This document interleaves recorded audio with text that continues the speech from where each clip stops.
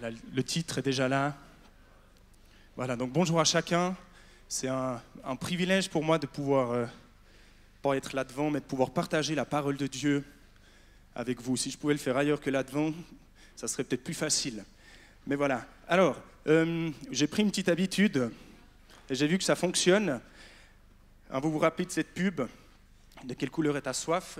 Et j'avais fait ça au dernier message et depuis, il y a plein de personnes qui m'ont dit « Ah, mais on a vu, j'ai reçu des petites photos par WhatsApp, il y en a qui étaient en haut d'une station de ski avec la bouteille de Rivella, puis dit oh, on pense à toi. » Bon, le but, c'était pas de penser à moi, mais c'était de penser à Dieu, parce que le but, c'est d'avoir soif de Dieu.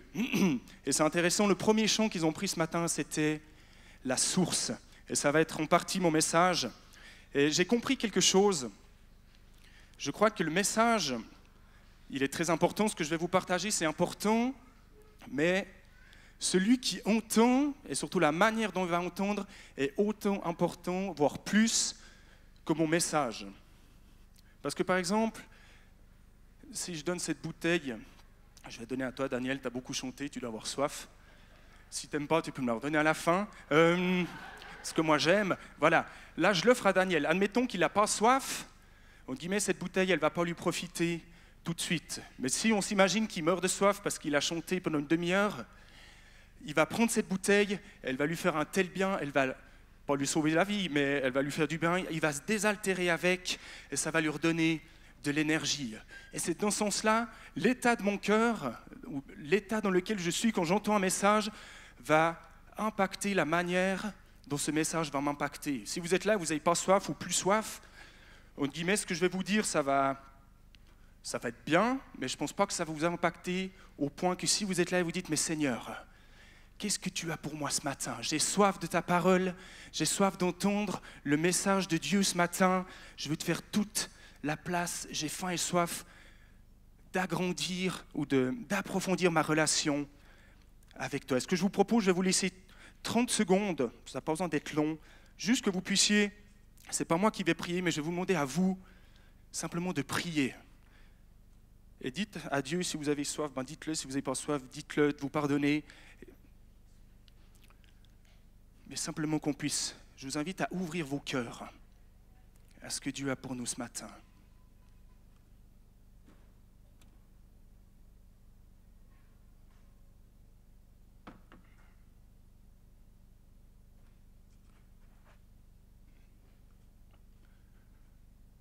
Voilà. Donc le titre de mon message, c'est « Vivre et marcher par l'esprit ». Alors je ne savais pas s'il fallait vivre et marcher avec l'esprit, vivre et marcher dans l'esprit, donc j'ai mis vivre et marcher par l'esprit, même s'il y a un petit peu tout qui est possible. Donc voilà, Jésus a 30 ans, il a passé les 30 premières années de sa vie à scier du bois, et à 30 ans, on sait qu'il va vers Jean-Baptiste, il est baptisé d'eau, baptisé du Saint-Esprit, et c'est là que, en guillemets, son véritable ministère ou le véritable objet de sa mission va commencer. Il ne va pas faire ça tout seul, il va choisir 12 personnes, des personnes comme vous et moi. Et pour moi, un des plus grands miracles que Jésus a fait pendant qu'il était sur la terre, c'est ça, c'est d'avoir pris 12 hommes ordinaires. Il n'y en a aucun qui sortait du lot, dans les 12 disciples. Ils étaient justement plutôt un petit peu du bas peuple. Et Jésus va prendre ces 12 hommes et va les impacter à un tel point que ces 12 hommes, une fois que Jésus sera parti, vont changer le cours de l'histoire du monde. Alors si moi on me donne 12 personnes, je ne pense pas qu'en 3 ans je vais réussir à les impacter à un point que si je pars, je les laisse tout seuls, ils vont changer la face du monde. Et pourtant, Jésus l'a fait. Et des fois on oublie, Pierre, on le voit tout de suite à la Pentecôte en train de prêcher, et 3000 personnes se convertissent. Mais avant que Pierre soit à la Pentecôte et qu'il convertisse 3000 personnes, on sait tout le chemin qu'il a parcouru, toutes les fois où Jésus l'a repris, toutes les fois où Jésus l'a enseigné. Et tout cela l'a amené à être mûr lorsque Jésus est parti. Donc Jésus, il a investi dans la vie de ses disciples. Il a vécu avec, il les a aimés, il les a encouragés, il les a exhortés. Il a fait tout ça avec eux. Et en retour, les disciples, ils l'ont accepté comme leur propre maître. Ils l'ont aimé, ils l'ont imité, ils l'ont écouté, ils l'ont aimé. Donc il y a une relation, ça va juste être incroyable, la relation qu'il devait avoir avec eux. Imaginez, pendant 3 ans, vous êtes au pied du maître. vous l'entendez, vous buvez ses paroles, vous voyez ce qu'il fait, ça doit changer totalement une vie. Et puis Jésus avait l'habitude de les enseigner, puis un jour, il arrive vers eux, puis il dit, bon, je pars. Il a dit, je reviendrai vous chercher plus tard, mais là je vais partir. Donc imaginez les disciples, ils ont tout quitté, leur famille, leur métier, leur maison, tout. Et là Jésus leur dit, mais écoutez, je vais partir. Moi je dis, mais attends Jésus, tu n'as juste pas fini ta mission là. Et Jésus va dire, mais ouais, pas tout à fait encore, mais c'est vous qui allez la continuer, c'est vous qui allez reprendre le flambeau. Et là on arrive à Jean 14, 16. C'est juste après qu'il leur ait dit qu'il allait partir. Et Jésus leur dit, et moi, je prierai le Père, et il vous donnera un autre consolateur qui soit éternellement avec vous. Un autre consolateur. On va s'arrêter sur le mot autre. Autre, là, il n'est pas dans le sens différent, mais un autre du même genre. Je m'explique. Imaginez, vous êtes dans une cabine d'essayage dans un magasin, et puis vous essayez une chemise, et puis voilà qu'elle est trop petite ou bien elle ne vous plaît pas, et la personne qui est avec vous dehors, vous lui dites par-dessus, t'arrives à aller me chercher une autre, et il y va, 5 minutes après il revient, et il vous glisse un sèche-cheveux sous le rideau, parce qu'il y avait un Tire-Discount à côté, ça c'est autre chose. Mais si vous avez ramené une chemise blanche au lieu de la brune que vous aviez, ça aurait été une autre chemise, mais ça restait une chemise. Et ce que Jésus leur dit, en quelque sorte, c'est que je vais vous envoyer quelqu'un d'autre, mais qui sera en tout point semblable à moi. Tout ce que j'ai vécu avec vous, tout ce que j'ai partagé avec vous, il le fera exactement la même chose avec vous. Il va vous enseigner, il va vous aimer, vous allez pouvoir développer une relation avec exactement ce qu'on a vécu pendant ces 3 ans. Et il va continuer, parce que je pense que les disciples, ils devaient être un petit peu chancelants. Et on prend Jean 14, 26. Mais le consolateur, le Saint-Esprit, que le Père enverra en mon nom, c'est lui qui vous enseignera toutes choses et vous rappellera tout ce que moi, je vous ai dit. Donc, le Saint-Esprit va continuer l'œuvre que Christ avait continuée dans le cœur de ses disciples et aussi de toutes les personnes qu'il avait déjà touchées. Le Saint-Esprit, ce n'est pas le plan B. Ce n'est pas Jésus qui a dit, bon, moi j'arrête, on envoie le Saint-Esprit, c'est le plan de secours. Non, c'était le plan initial de Dieu. Et je crois que Christ peut dire, il vous rappellera tout ce que moi je vous ai dit, parce que tout ce que le Saint-Esprit fait, ça nous amène toujours dans la direction de qui est Jésus et de ce que fait Jésus. Ils sont un, le Père, le Fils et l'Esprit. Tout ce qu'ils font est dans une telle unité qu'il n'y en a pas un qui tout d'un coup va partir à gauche ou à droite, mais le Saint-Esprit nous amène, je l'ai écrit en plus, le Saint-Esprit nous amène toujours dans la direction de ce que Jésus-Christ a fait. Il est là pour nous révéler Christ.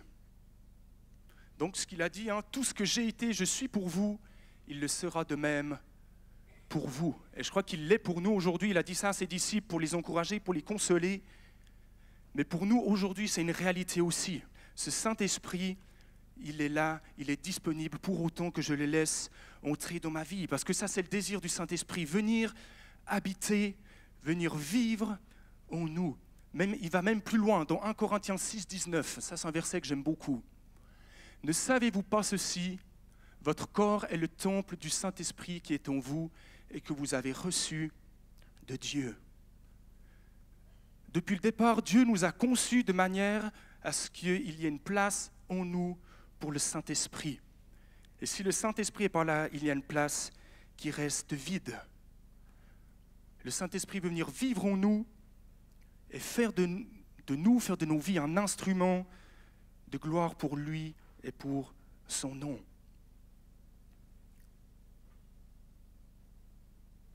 Je m'excuse, il fait chaud, je transpirais déjà avant de commencer parce que apporter les enfants, mais voilà, ça m'aide pas de prêcher, j'ai pas moins chaud. Donc le baptême du Saint-Esprit. Le baptême du Saint-Esprit, c'est pas Jésus qui vient, qui nous ôte le cerveau et qui met le Saint-Esprit à la place, ou qui nous grille nos cellules en se disant, oula, il faut que j'enlève tout ce qui est mauvais et que j'y mette mon esprit. Non, c'est simplement la puissance de Dieu, C'est la puissance de Dieu qui vient en nous, se déposer en nous et qui va venir régénérer notre esprit, notre âme, notre intelligence et les amener à la ressemblance de Christ. Dieu, il ne balaye pas tout d'un coup en disant, hop, on enlève tout Et là, sinon, il y aurait que des Saint-Esprits. Non, il a besoin d'utiliser notre propre personne, notre identité, et il vient y mettre encore sa présence et sa puissance. Et c'est comme ça qu'il veut nous utiliser. Il veut utiliser notre intelligence, notre esprit, qui régénère et renouvelle jour après jour. Et c'est comme ça qu'on va pouvoir agir et accomplir son œuvre. On ne devient pas un robot ou un extraterrestre quand on est rempli du Saint-Esprit. Il ne prend pas le contrôle total de notre corps ou au-delà de notre volonté, mais ça fait simplement de moi un homme rempli du Saint-Esprit. Je crois simplement un homme rempli du Saint-Esprit. Est-ce qu'on réalise ce que ça veut dire? Là, je mets le mot simplement, c'est peut-être pas, c'est un petit peu réducteur, mais on a en nous le Saint-Esprit. Et aujourd'hui, en tout cas ça c'est ma lecture à moi, des fois on a le mot Saint-Esprit et tout de suite on a ce mot qui arrive, c'est puissance et miracle. Et on associe beaucoup le Saint-Esprit, c'est tout, il faut que ça pète, il faut qu'il y ait du miracle, il faut qu'il y ait du surnaturel. Et oui, ça fait partie, mais il n'y a vraiment pas que cela. Et je crois que le Saint-Esprit est une personne. Et je sais que quand on réduit une personne à seulement quelques aspects de qui elle est, on va diminuer l'impact que cette personne pourrait avoir sur ma vie, et on va surtout avoir de la peine à la voir quand elle est là. Elle sera là, mais on ne la verra pas parce qu'on s'attend uniquement à certaines choses. Qui a jamais dit mais ce dimanche, mais c'était tellement beau, c'était tellement puissant, c'était incroyable, le Saint-Esprit, il était là, ça pétait. Et puis, 3 dimanches après, ouais, bof, moi je n'ai pas trop ressenti le Saint-Esprit, entre guillemets, mais il était là. Et des fois, on a simplement, nous, notre sensibilité à nous, on a l'impression qu'il y a des choses qui se passent. Waouh, là, il était vraiment là. Puis la fois où c'est un peu plus plat, vous dites, ouais, peut-être qu'il était un peu moins là quand même, ou bien il était plus à l'apérosa que... Non, le Saint-Esprit est toujours là, mais je crois que c'est vraiment nous, notre manière, notre cœur, comment est-ce qu'il est réceptif et comment est-ce qu'il est ouvert à cette réalité-là. J'aimerais vous inviter pendant ces prochains jours, si vous avez du temps, bien si vous n'en avez pas, prenez-en, à lire Jean 14, 15 et 16. Puis vous êtes lancés, vous finissez jusqu'à la fin, le 17 est bien aussi, et les autres, mais particulièrement par rapport au Saint-Esprit. Jean 14, 15 et 16. Et ça va vous permettre de voir une large facette de qui est le Saint-Esprit et de ce qu'il fait. Et j'ai juste listé ça. Oups, je vais trop vite. Voilà. Ça, c'est tout ce qu'on trouve dans ces 3 chapitres. C'est ce que Jésus va partager à ses disciples pendant ces 3 chapitres. Le Saint-Esprit est un consolateur qui demeure éternellement avec moi. Il est un maître qui m'enseigne. Il est le témoin de Christ. Il me convainc de péché, de justice et de jugement. Il est mon guide. Il est la voix de Dieu. Il glorifie et me montre Christ. Il est une puissance. Il témoigne en nous que nous sommes enfants de Dieu. Ça, c'est une partie de qui est le Saint-Esprit et de son œuvre en nous. C'est ça qu'on a en nous, toutes ces choses-là. Et moi, je pense que tout n'est pas là, mais juste dans ces 3 chapitres où Jésus veut laisser, entre guillemets, il ne veut pas laisser ses disciples dans la peur ou dans la solitude et leur dire « mais regardez ce qui vous attend, c'est tellement bon ». Ça, c'est quelques aspects de qui il est. Donc, le Saint-Esprit, ce n'est pas juste des guili-guili dans le dos le dimanche matin quand c'est un bon culte. C'est une personne qui m'accompagne jour après jour. Regardez dans la Bible le nombre de miracles qu'il y a eu avec le peuple d'Israël. On peut se dire, si moi j'y étais, j'aurais en tout cas pas renié Moïse et moi je serais rentré tout de suite dans le pays de Canaan. Moyen. Mais on voit que les miracles, oui, ça nous impacte, mais ça ne nous impactera jamais autant que le Saint-Esprit veut nous impacter au fond de notre cœur. Parce que quand vous êtes pendant la semaine tout seul au milieu d'une épreuve, ce n'est pas le fait que quelqu'un, entre guillemets, a été guéri de son pied le dimanche qui va vous aider à aller mieux, mais c'est peut-être le fait que vous allez dire, oui, je sais que j'ai un consolateur en moi qui demeure éternellement. Vous comprenez ce que je veux dire? C'est que vivre et chercher le Saint-Esprit, ce n'est pas juste l'expérience, mais vivre et chercher le Saint-Esprit, c'est chercher, je ne l'ai pas écrit, c'est pas grave, je le dis, c'est vivre et chercher Christ. l'expérience et l'impact de l'expérience durent un temps, mais l'œuvre que le Saint-Esprit veut faire en nous, elle dure éternellement. Et c'est à ça que l'on doit s'attacher. On est appelé à vivre par cet esprit. On n'est pas appelé à être des chrétiens vivants juste le dimanche, et encore le dimanche matin de 10h à midi. 2 heures, ça va. Mais je crois qu'on est appelé à vivre Christ tous les jours de la semaine.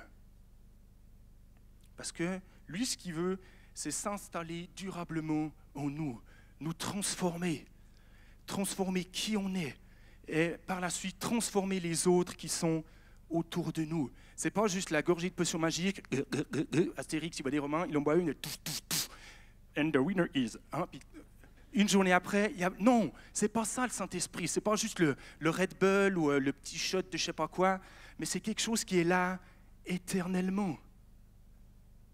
C'est ça qui est incroyable. Et des fois, quand on lit, je sais pas vous, quand on lit les Actes des Apôtres, je sais que Nicolas, c'est un livre qu'il aime beaucoup. Quand il parle de ce livre, il a les yeux qui brillent.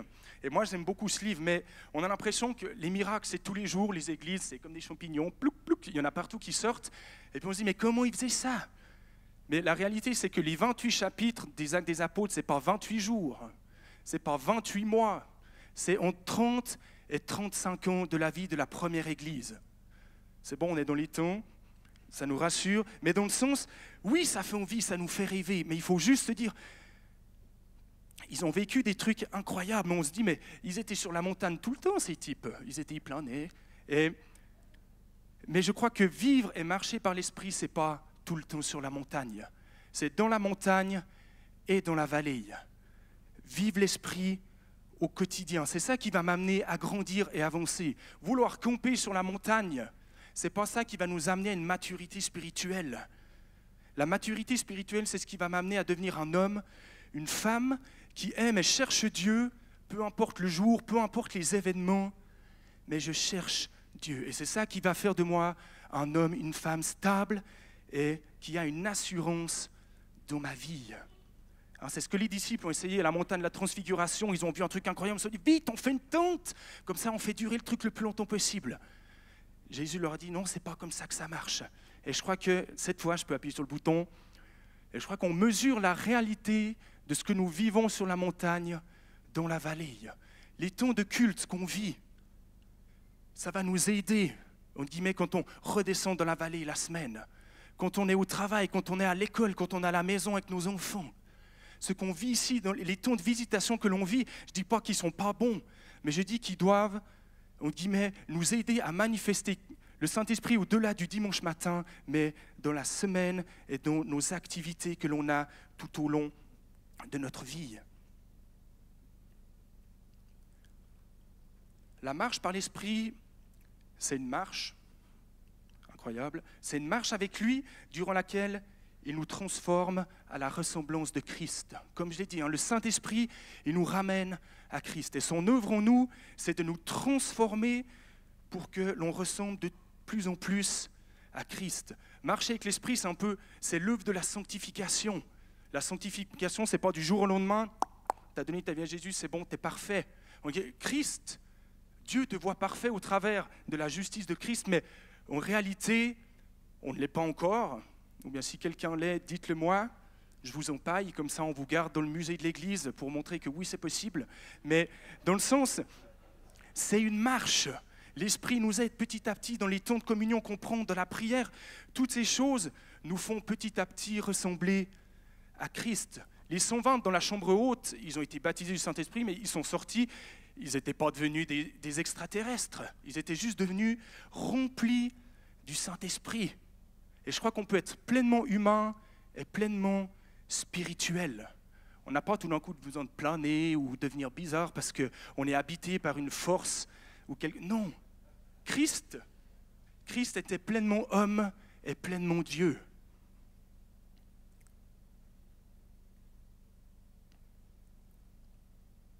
Je me permets de boire un peu d'eau.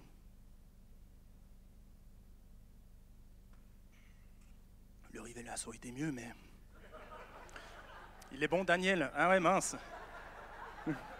J'ai pas choisi la bonne personne. Voilà, déjà que je dois être le seul orateur qui doit payer pour prêcher, j'ai dû acheter une bouteille de Rivella et en plus elle n'est pas pour moi. Non, non. J'achèterai une plus petite la prochaine fois. Voilà. Jésus, pour revenir à Jésus, était un homme rempli de la puissance de Dieu. On est d'accord. Il a marché sur l'eau, ça, c'est incroyable. Et pourtant,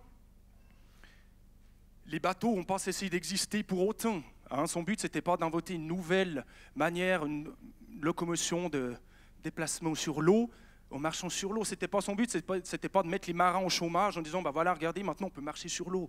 Non, il voulait juste manifester la puissance de Dieu. Et d'ailleurs, quelques temps plus tard, il va reprêcher, et qu'est-ce qu'il va faire? Il aura besoin d'une barque pour s'éloigner du rivage. Je vais y arriver. Oh, c'est juste 2 lettres. Du rivage pour prêcher. Donc il a marché sur l'eau, mais il n'a pas cultivé le spirituel, le surnaturel, pardon. Il n'a pas dit, regardez, j'arrive à marcher sur l'eau, je peux encore prêcher. Non.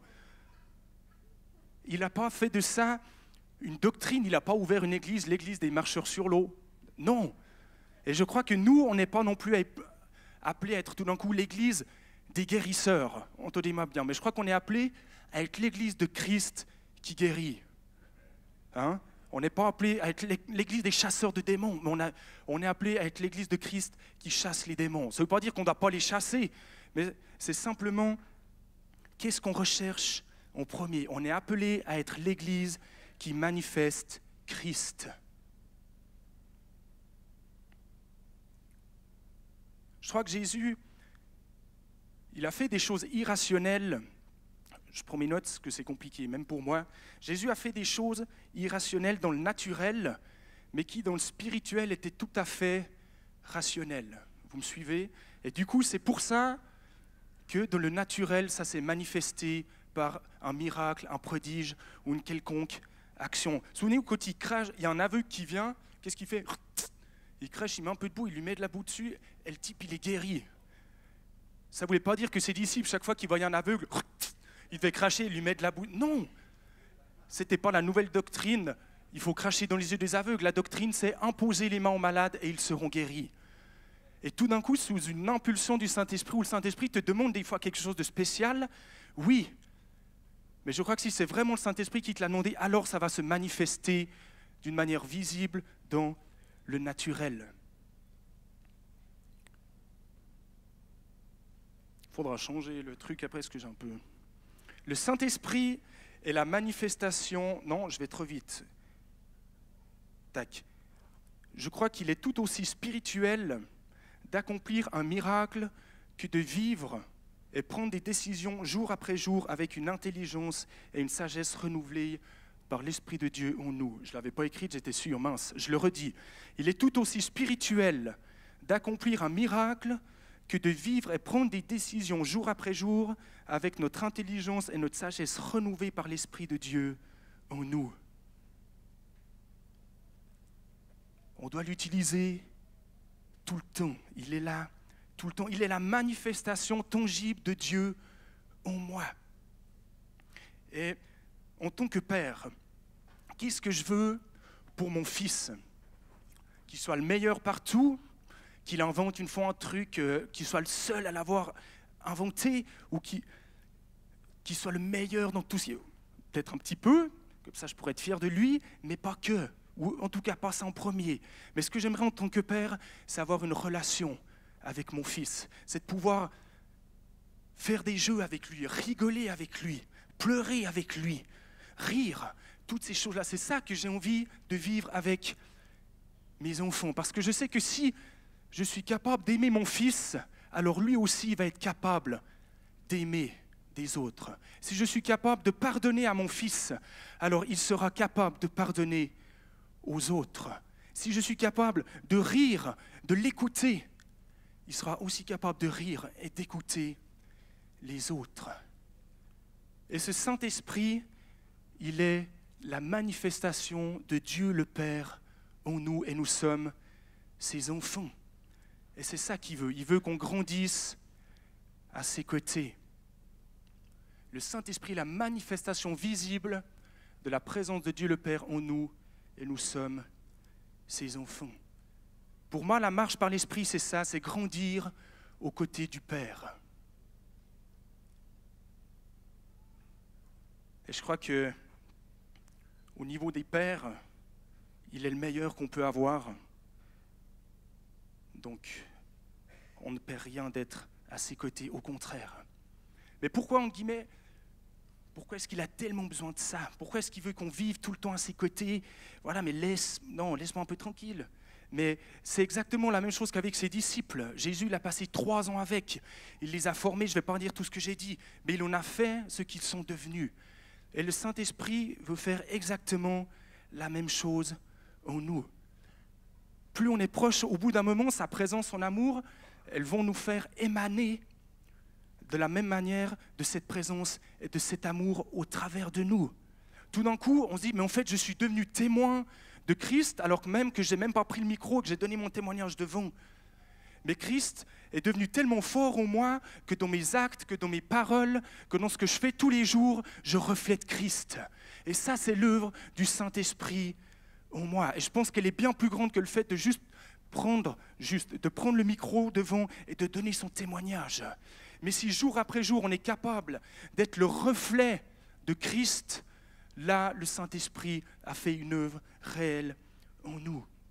Et au bout d'un moment, l'Esprit va prendre une telle place qu'on va commencer à transpirer son amour, à transpirer sa paix, à transpirer sa joie.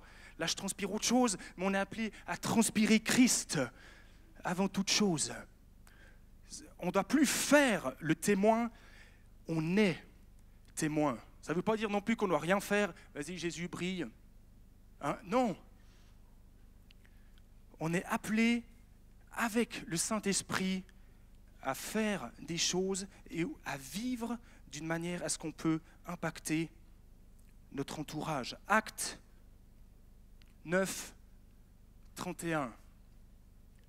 L'Église était en paix dans toute la Judée, la Galilée et la Samarie. Elle s'édifiait, marchait dans la crainte du Seigneur et progressait par l'assistance du Saint-Esprit. Quand on parle d'assistance, c'est minimum 2 personnes. Moi, je n'arrive pas à m'assister tout seul. J'ai besoin d'avoir quelqu'un à côté de moi qui va m'assister dans quelque chose que je fais. Et l'Église a grandi au travers des apôtres et de tous ceux qui ont suivi parce qu'ils étaient assistés du Saint-Esprit. Il n'y avait pas que le Saint-Esprit, il n'y avait pas que les apôtres, mais il y avait les apôtres remplis du Saint-Esprit. Et c'est ce qui a permis que la première Église démarre d'une manière aussi forte et incroyable. Et c'est ce qui a permis, une fois que ça c'est juste avant que les persécutions commencent. Rappelez-vous ce que Jésus a dit, vous serez mes témoins dans toute la Judée, la Galilée, la Samarie et le reste du monde. Et vous avez ce verset, Actes 9, 31, et juste après, il y a la persécution, et l'Église, les chrétiens s'enfuient et ils partent répandre la parole dans le monde. Et le Saint-Esprit les a suivis, et c'est pour ça qu'ils ont pu aller au-delà de la Judée, la Samarie et la Galilée. Et c'est comme ça que Dieu les a utilisés. C'est une marche commune. Il œuvre main dans la main avec nous. On a envie de toucher nos voisins, on veut changer cette région. Oui, c'est ce que je veux. Et je crois que pour ça, on a besoin de bonnes idées, de stratégies, mais avant tout d'être rempli du Saint-Esprit. Pour que ce Saint-Esprit puisse briller en nous et puisse aussi, je pense, nous donner de bonnes stratégies, nous donner les bonnes paroles, les bons actes à faire. J'ai trouvé une phrase, je ne sais pas de qui elle est, mais je la trouvais assez bien. Souviens-toi que ta vie sera peut-être la seule Bible que quelqu'un aura l'occasion de lire. Donc je suis peut-être la seule personne que au travers quelqu'un aura l'occasion de savoir que Jésus existe, qu'il est venu sur la terre et qu'il est mort pour nous. Tout le monde ne va pas une fois dire « Ah, une Bible, je vais l'ouvrir, je vais tomber Jean 3, 16 ». Non, on est... Et ma question surtout ce matin, c'est qu'est-ce que l'on veut être? On peut être une parole de vie, ou bien nos vies peuvent aussi être une lettre morte. Mais est-ce que l'on veut que ce Saint-Esprit puisse venir justement amener cette vie en nous au point que lorsque les gens ils se disent « mais lui, je l'ai vu, j'ai même pas lu la Bible, mais au travers de ce qu'il faisait, de ce qu'il disait, de ce qu'il vivait, ça m'a tellement touché et impacté que je veux savoir ce qu'il a. Parce que ce gars-là, il a quelque chose que moi, je n'ai pas. »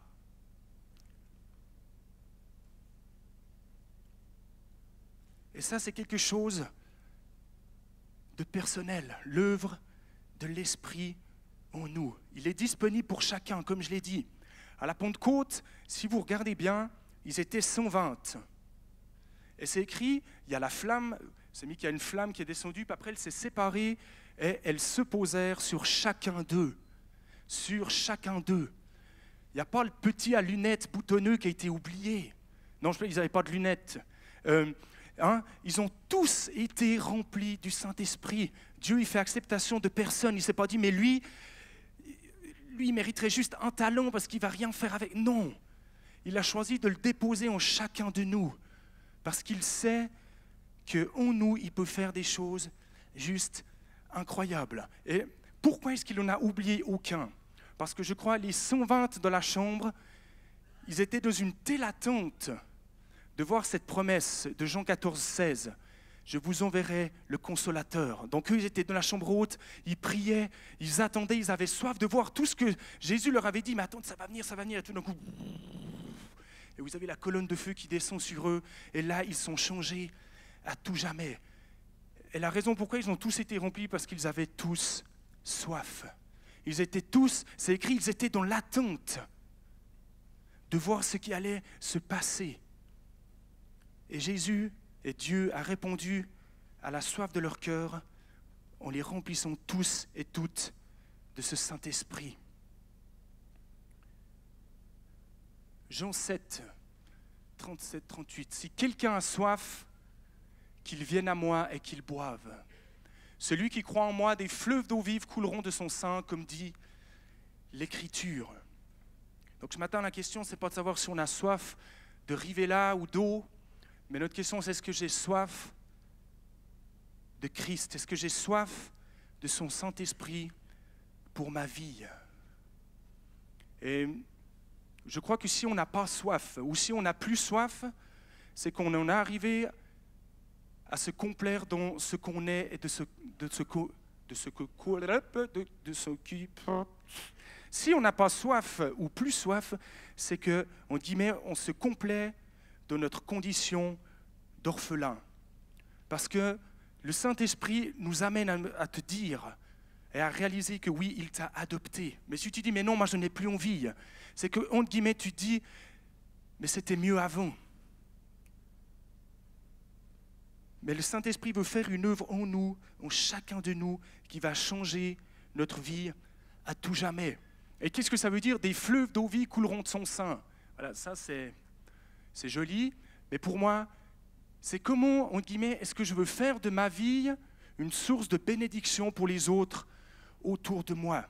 Et si je veux que ma vie, si je veux que quelque chose coule de ma vie, il faut bien que j'aille la brancher quelque part.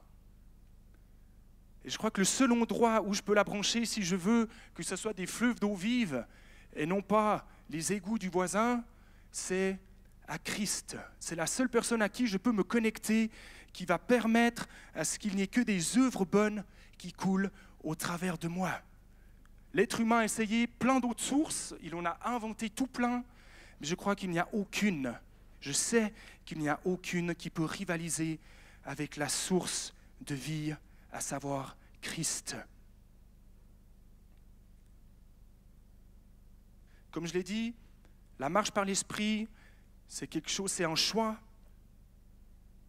qui est personnel, c'est une décision. Oui, Saint-Esprit, je veux te donner ma vie. Oui, viens prendre la place qui est en moi. Ça a un prix, et le prix, c'est le prix de l'abandon.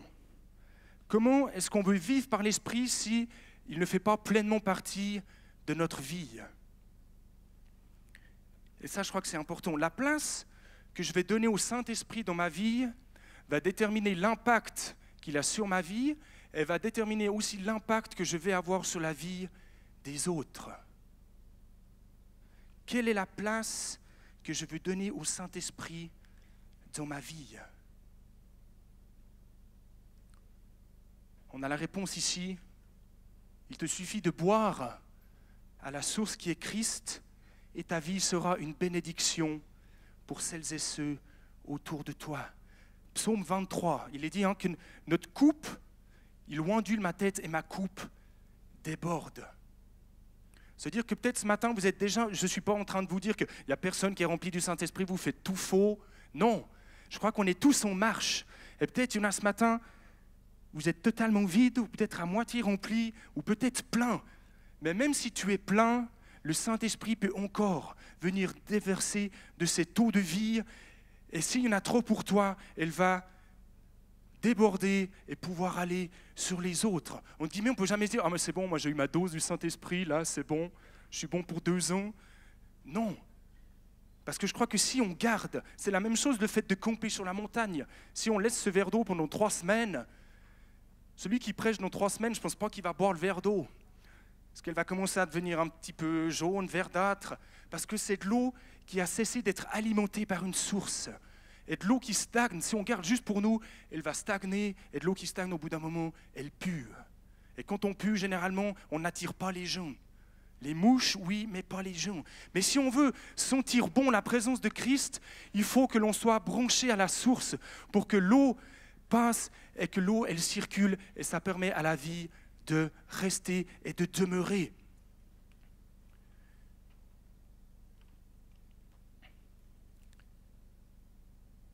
Quelle est la place que vous voulez faire ou laisser au Saint-Esprit dans votre vie?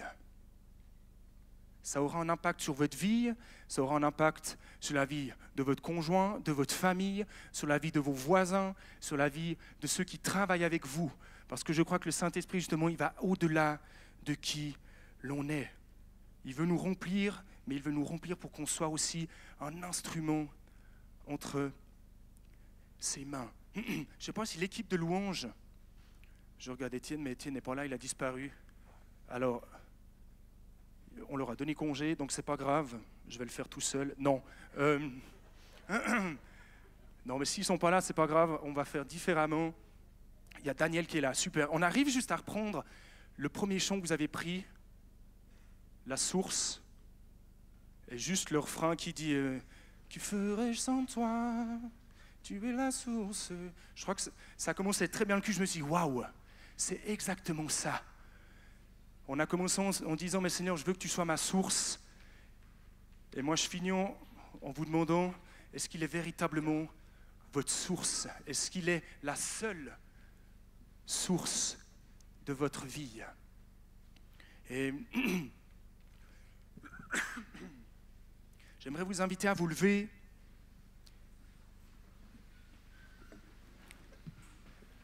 Et à celles et ceux qui ont envie de répondre à cette question, à celles et ceux qui ont envie de goûter à tout ce que le Saint-Esprit est. Rappelez-vous de cette liste. Le Saint-Esprit veut être tout ça pour chacun de nous. Et il peut être tout ça si tu lui laisses toute la place. Et moi, j'aimerais vous inviter ce matin vraiment à reconsidérer dans quel état de remplissage est votre cœur. Comme j'ai dit avant, il y aura toujours de la place. C'est pas ça que je suis en train de dire, mais la véritable question, c'est quelle est la place que je veux donner à toi, Saint-Esprit, ce matin.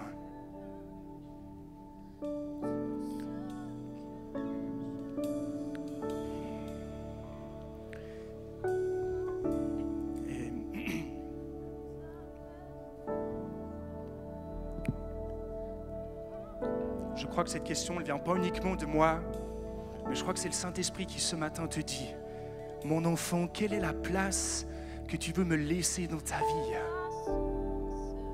Quel genre de père veux-tu que je sois pour toi? Je pourrais être un père absent, je pourrais être un père qui vient de temps en temps, ou je peux être un père qui est là éternellement en toi. Quel genre de père veux-tu? Et j'aimerais vous inviter, si ça fait écho dans votre cœur, parce qu'il reste un peu de vide, j'aimerais vous inviter à vous avancer. et à venir chanter ce refrain en disant, mais Seigneur, je veux que tu sois ma seule et unique source. Je veux que ma vie reflète qui tu es. Je veux que tu puisses être à l'œuvre en moi et au travers de moi. Si tu as soif ce matin, avance-toi et viens te connecter à Christ pour qu'il puisse venir te remplir. Il veut te remplir ce matin, mais il veut te remplir jour après jour. Il veut être cette source constamment. Alléluia. La vanne, elle n'est pas juste là à l'église pour se brancher, non. Il est avec nous tous les jours. Il n'y a pas juste à l'église où on peut venir se brancher, comme quand on va faire le plein avec notre voiture, où s'il n'y a pas une station, on tombe en panne. Non. Où que l'on soit, il est avec nous. Mais ce matin, il veut entendre le cri de ton cœur. Seigneur, j'ai soif. Seigneur, j'ai soif de toi. J'ai soif que tu viennes remplir chaque parcelle de mon âme, chaque parcelle de mon cœur, chaque parcelle de mon esprit. Que lorsque les gens me regardent, ils ne se disent pas « Ah, c'est Jérémie », mais qu'ils se disent « Ah, c'est Jérémie qui a l'esprit. C'est Jérémie qui a Christ. » Alléluia. Jésus.